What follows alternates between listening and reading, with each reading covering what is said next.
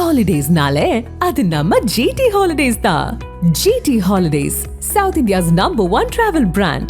You know you are special when you're with GT Holidays. ஷூட்டிங்காக வந்தார். இப்போ வந்தப்போ கூட எங்களுக்கு ஃப்ளெக்ஸோ ஒரு பேனரோ வைக்கிறதுக்கு நாங்கள் முறையாக போய் ஒரு அனுமதி கேட்டப்போ கூட மறுத்தாங்க. எலெக்ஷன்லேயுமே இந்த கோட்டை வந்து ஏடிஎம்கே டிஎம்கே கோட்டையாக இருந்ததை வந்து நாங்கள் வந்து இந்த ஊரில், அதுவும் இந்த தாண்டிக்குடின்ற ஒரு கிராமத்தில் வந்து இந்த ஊரில் வந்து 2000 ஓட்டு, அந்த 2000 ஓட்டில் டிவிக்கே தான் வந்து அதிக ஓட்டு. பல வருடமாகவே அது சாலை இல்லை. எல்லா பக்கமும் மனு கொடுத்து ஒரு கலெக்டரை பார்த்து எல்லா எம்எல்ஏக்களும் பார்த்து ஃபண்டு ஒதுக்கியிருக்கோம் அது இதுன்னு சொல்லி எல்லாமே சொல்கிறாங்க. ஆனால் வந்து எந்த ஒரு முயற்சியுமே எடுக்க கிடையாது. அந்த ஊருக்குன்னு சொல்லி எந்த ஒரு ஆஃபீஸருமே போனது. பல சேனல்களில் வந்து இப்போ வந்து தலைவர் வந்து ஒதுக்கிட்டாரு அப்படிங்கவுமே நம்ம செய்ய முடியாத இவங்க செஞ்சுட்டாங்களே அப்படின்னு சொல்லி பல புரளிகளை வந்து பொய்யாத சொல்லிட்டு இருக்காங்க. ஜனநாயகன் ஷூட்டிங்காக வந்து இருந்து எல்லாமே பார்த்ததுக்கப்புறம் அந்த மக்கள்கிட்ட நின்று பேசுகிறார். அப்புறம் இங்கேயும் ஒரு கிராமம் இருக்குது, அப்போ தனிப்பட்ட முறையில் நான் போட்டு தரேன் அப்படின்லாம் சொல்லி அவங்களாம் புஷியான் சார்கிட்ட பேசியிருக்காங்க. அப்புறம் சட்டசபையிலே சொல்லியிருப்பாங்க. ஆனால் ஆட்சிக்கு வந்ததுக்கப்புறம் அதை இப்போ வந்து செயல்படுத்தியிருக்காரு. அதனால அந்த மக்கள் ஃபுல்லாமே ஹாப்பி. நடந்து வந்து என்ன விஷயங்கள் பதிவு பண்ணாங்க? ஒரு 5 வருஷத்துக்கு அப்புறமா தனிமையில் நடந்து வந்தது வரைக்கும் நான் ஹாப்பியாக இருக்கேன். நம்ம தமிழ்நாட்டில் வந்து இவ்வளோ பீஸ்ஃபுல்லாக வந்து தனிமையாக நடந்து வந்து ரொம்ப சந்தோஷமாக இருக்குது. அதேமாரி இந்த ரோடை நினச்சாதான் எனக்கு ரொம்ப வருத்தமாக இருக்குது. மேலே போகும்போது சார் வந்து காரில் வருவான்னு நாங்கள் எதிர்பார்த்துட்டு இருந்தோம். அவர் குச்சியை வச்சுட்டு அவர் வாட்டுக்கு நடந்து தான் வந்தார். இவ்வளோ தூரம் நடந்து வந்துருக்கேன், எங்களோட வழியெல்லாம் புரிஞ்சுக்கிற ஒரு தலைவனாக வந்து நாங்கள் எதிர்பார்த்த மாதிரி அவர் இருந்தார். அந்த வழிகளுக்கு இப்போ வந்து ஒரு மருத்துவ மெடிசனாக வந்து இப்போ. ஆதனர்களுக்கு பெரிய வணக்கம். இன்றைக்கு நம்ம தாண்டிக்குடியில் தான் இருக்கோம். தொடர்ந்து நிறைய விஷயங்களை எக்ஸ்ப்ளோர் பண்ணிக்கிட்டே இருக்கோம். அந்த வகையில் என் கூட தாவேக்காவை சேர்ந்த நிர்வாகி நம்ம கூட இணைஞ்சிருக்காங்க. நிறைய விஷயங்கள் கேட்க போகிறோம். பிரதர் வணக்கம். வணக்கம். எப்படி இருக்கீங்க? நல்லா இருக்கும். என்ன பொறுப்பில் இருக்கீங்க? உங்கள் பேர் சொல்லுங்கள். என் பேர் சூர்யா. நான் இங்கே வந்து தாண்டிக்குடியோட கிளை செயலாளர். நம்ம தான் நமக்கு பொறுப்பு கார்டு போட்டு எல்லாமே பண்ணி கொடுத்துருக்காங்க. முதல்ல எங்களோட நன்றிகளை தெரிவிச்சுக்கிறோம். முக்கியமான பணி இருந்தாலும் நாங்கள் அழைச்ச உடனே எங்களுக்கு நிறைய விஷயங்களை நீங்கள் அழைச்சிட்டு போய் காட்டினதுக்கு எங்களோட மனமார்ந்த நன்றி நாங்கள் தெரிவிச்சுக்கிறோம். கண்டிப்பாக உங்களுக்கு தான் நாங்கள் நன்றி சொல்லணும். எங்களோட ஊரை தெளிப்படுத்துறதுக்கு, மேலே வரையும் கொண்டு போகிறதுக்கு ரொம்ப நன்றி. தேங்க்யூ. அண்ட் இது பல பேரோட கோட்டையாக இருந்திருக்கு இந்த ஊர். தாவேக்கா அப்படின்ற ஒரு கட்சி வந்ததுக்கப்புறம் எப்படி இருக்குது இந்த அரசியல் களம்? இளைஞர்களாக இருக்கீங்க, நீங்களும் இளைஞராக இருக்கீங்க, எப்படி ஃபேஸ் பண்ணீங்க? ரொம்ப நல்லா இருக்குது. நாங்கள் வந்து பார்த்திங்கன்னா எலெக்ஷனுக்கு முன்னாடி இருந்தேவும், கட்சி ஆரம்பித்ததுல இருந்தேவும், அதுக்கு முன்னாடியும் நாங்கள் வந்து மக்கள் இயக்கத்தில் இருந்தோம், எல்லாமே பண்ணிகிட்டு இருந்தோம். கட்சி ஆரம்பித்து இந்த ஊருக்குள்ளே வந்து நாங்கள்லாம் வளர்த்து கொஞ்சம் ஓரளவுக்கு கொண்டு வந்திருக்கோம். நல்லாவே டெவலப் பண்ணி பெருசாக கொண்டு வந்தோம். நான், எங்களோட கூட செல்வா அண்ணன் எல்லாருமே, வண்டி ஓட்டிட்டு வந்த அண்ணன் எல்லாருமே சேர்ந்து டெவலப் பண்ணியாச்சு. இளைஞர்களாம் வந்து டெவலப் பண்ணியாச்சு. இன்னொரு முக்கிய காரணம் என்னென்னா, அண்ணன் அந்த எலெக்ஷனுக்கு முன்னாடி தான் ஊருக்கு வந்தார். ஜனநாயகன் ஷூட்டிங்காக வந்தார். வந்தப்போ தான் அந்த அசங்கோடைன்ற பகுதி, எங்களோட தாண்டிக்குடி கிளையில் வந்து அது ஒரு கிளை, அசங்கோடைன்ற ஒரு கிளை. அப்போல்லாம் ஷூட்டிங் போயிட்டு வந்தாங்க. நாங்கள் போய் பார்த்தோம், அண்ணனை போய் பார்த்தோம், எல்லாமே பண்ணோம்.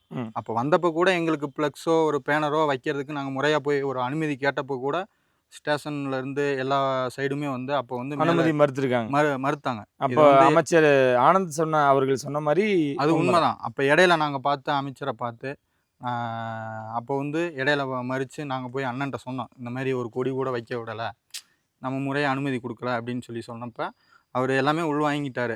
அப்போ போய் நாங்கள் மேலே போய் அண்ணனை மீட் பண்ணுறதுக்கு மேலே போயிட்டோம். கட்சி சார்பாக எல்லாத்தையும் எங்களோட மாவட்ட செயலாளர் கார்த்திக் ராஜ் அண்ணன், எங்களோட ஒன்றிய செயலாளர் ராமண்ண கூட எல்லாம் மேலே போயிட்டோம். மேலே போய் அண்ணனை பார்த்து இந்த மாதிரி கோரிக்கையெல்லாம் அப்பயே வச்சோம். அவரும் சரி மக்களை பார்த்து பேசிவிட்டு எல்லாமே சொல்லிட்டு போயிட்டார். கிளம்பி போயிட்டார்.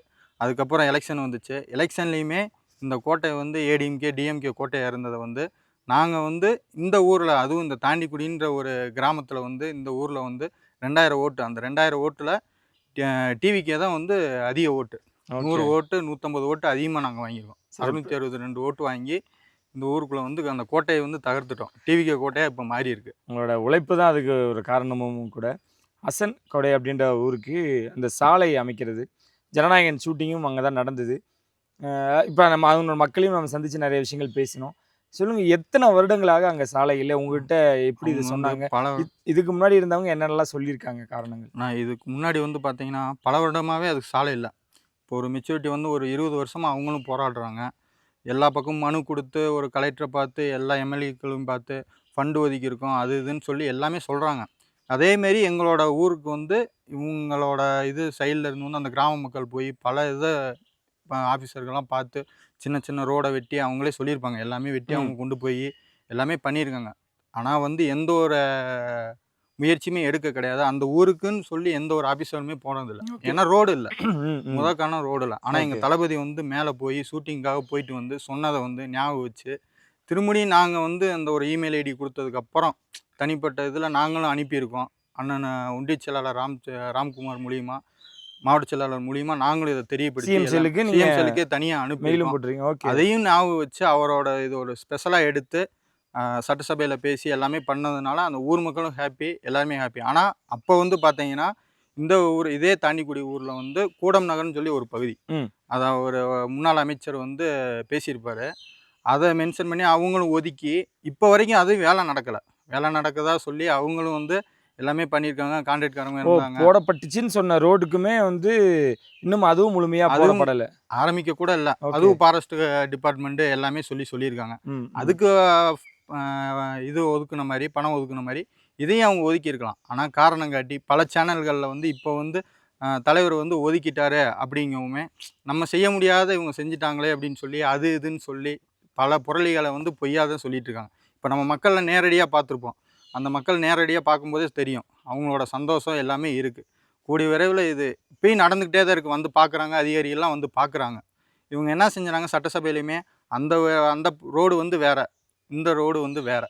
அது அவங்களுக்கு நாங்கள் சொல்லிக்கிறோம். இல்லை, சமீபத்தில் பேசினவங்க கூட அந்த ஊருக்காரங்க இல்லையோ? ஆமாம், அவங்க வந்து தாண்டிக்குடி கிராமத்தில் இங்கே இருக்கவங்க. அந்த மக்களாக மேலே வந்து அந்த பகுதி அந்த கிளையில் உள்ளவங்க கிடையாது. அவங்க எல்லாமே டிஎம்கே கட்சியை சேர்ந்தவங்க. அவங்க வந்து எடுத்து பேசினா அது எப்படி? என்கிட்ட வந்து அந்த மக்கள் சொல்கிறாங்க, ஏன் இப்படி ஒரு ரோடு வரதை கூட இது அரசியலாக பார்க்குறாங்க அப்படின்னு சொல்லி. பட் அந்த ஊர் மக்கள் மகிழ்ச்சி. இப்போ நம்ம போய் எடுப்பது கூட எல்லாருமே வந்து சந்தோஷம். ஒதுக்குன இது வரைக்கும் செய்யலை, ஃபண்டு ஒதுக்கிட்டாங்க. ஃபாரஸ்ட்டு அது இது எல்லாமே வந்து எங்கள் அண்ணன் பார்த்துக்குவார். அது என்ன பண்ணி கொடுக்குமோ அது பண்ணி கொடுத்துருவான்னு சொல்லி நாங்களும் தைரியம் சொல்லியிருக்கோம். அவங்களும் பயங்கர ஹாப்பி. ஜனநாயகன் ஷூட்டிங் அப்போ என்ன நடந்தது? அங்கே இருக்கக்கூடிய மக்கள்கிட்ட அவர் பேசினதா சொன்னாங்க, 1 மணி நேரம் நடந்ததா சொன்னாங்க. ஆமாண்ணா, என்ன நடந்தது? அதாவது அவர் வந்து ஜனநாயகன் ஷூட்டிங்காக மேலே போயிட்டார். அப்போ அங்கே ஒரு கிராமம் இருக்கிறதே அவருக்கு தெரியல.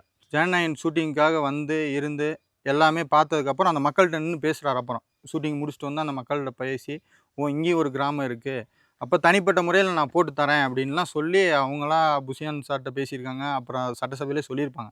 ஆனால் ஆட்சிக்கு வந்ததுக்கப்புறம் அதை இப்போ வந்து செயல்படுத்தியிருக்காரு. அதனால அந்த மக்கள் ஃபுல்லாமே ஹாப்பி. வாக்கு கொடுத்துட்டு போன மாதிரி சொன்ன மாதிரி செஞ்சு கொடுத்துருக்கு. ஓகேல, 1 மணி நேரம் நடந்திருக்காரு. அதுவும் அங்கேருந்து அவங்க சொன்னதுக்கப்புறம் அதுக்கப்புறம் தான் நடந்து ஜீப்பில் ஏறி இருக்காரு. அந்த மக்களை பார்த்ததுக்கப்புறம் அவங்களோட வழி எப்படி இருக்குன்னு சொல்லி அவங்களாம் இறங்கி நடந்து 1 மணி நேரத்துக்கு மேலேயே நடந்து அவரா சாரா வந்து நடந்து கீழே வந்து வந்தாங்க, அந்த இடத்துக்கு வந்து வந்தாங்க. ஓகே, நடந்து வந்து என்ன விஷயங்கள் பதிவு பண்ணாங்க? அதாவது கூட இருந்தவங்க எங்கள் ஊருக்காரவங்க, அவங்க அந்த இடம் கொடுத்து அந்த ஷூட்டிங் இடம் கொடுத்து அவங்க பின்னாடி வந்திருக்காங்க. அப்போ நடந்து வரும்போது ஒரு 5 வருஷத்துக்கு அப்புறமா தனிமையில் நடந்து வந்தது வரைக்கும் நான் ஹாப்பியாக இருக்கேன். அதுவும் இந்தியாவில் நம்ம தமிழ்நாட்டில் வந்து இவ்வளோ பீஸ்ஃபுல்லாக வந்து தனிமையாக நடந்து வந்து ரொம்ப சந்தோஷமாக இருக்குது. அதேமாரி இந்த ரோடை நினச்சாதான் எனக்கு ரொம்ப வருத்தமாக இருக்குது. இந்த மக்களும் இதில் வசிக்கிறாங்க, இதை ஏன் இப்படி வச்சுருக்காங்கன்னு சொல்லி அதோட ஃபீல் பண்ணி போனார். இப்போ வந்து முதலமைச்சர் ஆகிட்டார். இப்போ வந்து அதை செயல்படுத்துறதுக்கு நிதி ஒதுக்கியிருக்குன்னு சொல்லியிருக்காங்க. ஓகே, அது வந்து அதையுமே சட்டசபையில் வந்து முன்னால் இருந்தவங்க வந்து அதை நாங்கள் பண்ணியிருக்கோம்னு சொல்லி அது வேற ஒரு பகுதி, அது அசங்கோட கிடையாது, அது வந்து கூடம் நகர். அதுக்குமே வந்து எங்களோட சைட்லேருந்து இன்னும் நாங்கள் மனு கொடுத்துட்ருக்கோம். அது ஃபாரஸ்ட்டை வந்து கிளியர் பண்ணி தரணும்னு சொல்லி எங்கள் ஆட்சி வந்ததுக்கப்புறம் இப்போ நாங்கள் பண்ணிகிட்ருக்கோம். 7 கிலோமீட்டருக்கு அவர் 1 மணி நேரம் நடந்தே வந்தார். அது எப்படி பார்க்குறீங்க? ஏன்னா அவர் முதல்வராக அப்போ ஆகலை, இருந்தாலும் மக்களோட வழியை தெரிஞ்சுக்கணும், இந்த பாதையை பற்றி தெரிஞ்சுக்கணும் அப்படின்னு அந்த விஷயங்களாக இருக்கட்டும், ஊர் மக்கள் அதை எப்படி பார்த்தாங்க? ஆனால் அது வரைக்கும் வெளியில் வர வரைக்கும் அவங்களுக்கு தெரியல. இது ஒரு நம்பலை. அவங்க சட்டசபையில் பேசும்போது கூட நம்பலை. ஒரு வீடியோவாக வெளியே வந்துச்சு. நாங்களுமே கண்கூடமாக நாங்கள் வந்து நிர்வாகிகள் வந்து அங்கே இருந்தோம். மேலே போகும்போது சார் வந்து காரில் வருவாருன்னு நாங்கள் எதிர்பார்த்துட்டு இருந்தோம். அவர் குச்சியை வச்சுட்டு அவர் வாட்டுக்கு நடந்து தான் வந்தார். கீழே அப்புறம் தான் நாங்கள் நினச்சோம், இவ்வளோ தூரம் நடந்து வந்துருக்கோம், எங்களோட வழியெல்லாம் புரிஞ்சுக்கிற ஒரு தலைவனாக வந்து நாங்கள் எதிர்பார்த்த மாதிரி அவர் இருந்தார். அதேமாரி நடந்து வந்து அந்த வழிகளுக்கும் இப்போ வந்து ஒரு மருத்துவ மெடிசனாக வந்து இப்போ முதலமைச்சராக வந்து அது தீர்க்கறதுக்கு நிதி ஒதுக்கியிருக்காரு. கூடிய சீக்கிரம் நடைபெறும், நடந்து முடிஞ்சிடும். எங்கள் ஆட்சியில் வந்து நடந்து முடிஞ்சிடும். ஓகே, எப்படி செயல்பட்டுக்கிட்டு இருக்காரு சிஎம்மா? ஒவ்வொரு திட்டங்களாக இருக்கட்டும், ஒவ்வொரு அறிவிப்புகளாக இருக்கட்டும், அதிரடியாக வந்துக்கிட்டு இருக்கு, எப்படி பார்க்குறீங்க? ஆனால் இன்னி வந்து நிரந்தர முதலமைச்சர் அப்படின்னு சொல்லி வார்த்தைக்கு வார்த்தை எல்லாருமே சொல்லுவாங்க. அதை வந்து இப்போ வரைக்கும் வந்து செயல்படுத்திகிட்டு இருக்காரு. மக்களுக்கு எல்லாமே பார்த்துட்ருக்காங்க. இனி எல்லாமே எல்லா திட்டங்களும் சரி, எல்லா ஒரு நலத்திட்டங்கள் செய்கிறது சரி, எல்லாமே பொறுமை எல்லாத்துலேயுமே வந்து பார்த்தீங்கன்னா சூப்பர். வருங்காலம் அப்படி நிரந்தர முதலமைச்சர் எல்லாருமே மற்ற இதில் வந்து சொல்லுவாங்க. இது வந்து செயல்படுத்தி காமிச்சிட்டாரு. இனி அவ்வளோதான், நிரந்தர முதலமைச்சரே எங்கள் தலைவர். ஓகே, வரக்கூடிய உள்ளாட்சி தேர்தல் இன்னும் எப்படிப்பட்ட உழைப்பை போட போகிறீங்க, என்ன நடக்க போகுது? நான் கண்டிப்பாக வந்து 100% வந்து டிவிகே தான். டிவிகே கோட்டை தான் அது. ஓகே, மாறிடுச்சு. இனி உள்ளாட்சி தேர்தல்லையும் நாங்கள் வந்து அண்ணனுக்காக உழைச்சி மேலே வரைக்கும் அவர் கீழே வந்து நல்லா பணி செய்யப்போம். எங்களோட வாழ்த்துக்களையும் தெரிவிச்சுக்கிறோம். மீண்டும் ஒரு முறை எங்களோட நன்றியோட நாங்கள் முடிச்சுக்கிட்டு இங்கேருந்து கிளம்புறோம். ஏன்னா நிறைய விஷயங்களை எங்களை கூட்டிகிட்டு கண்டிப்பாக ஜனநாயகன் ஷூட்டிங் நடந்த இடமா இருக்கட்டும், ஊர் மக்களோட அந்த வழியாக இருக்கட்டும், எல்லாத்தையுமே நாங்கள் தெரிஞ்சுக்கிறதுக்கு ஒரு விஷயமா நீங்கள் எங்களோட இருந்ததுக்கு மிக்க நன்றி பிரதர். ரொம்ப ரொம்ப நன்றி. Thank you so much. இன்னும் சொல்ல சந்திங்க நன்றி வணக்கம்.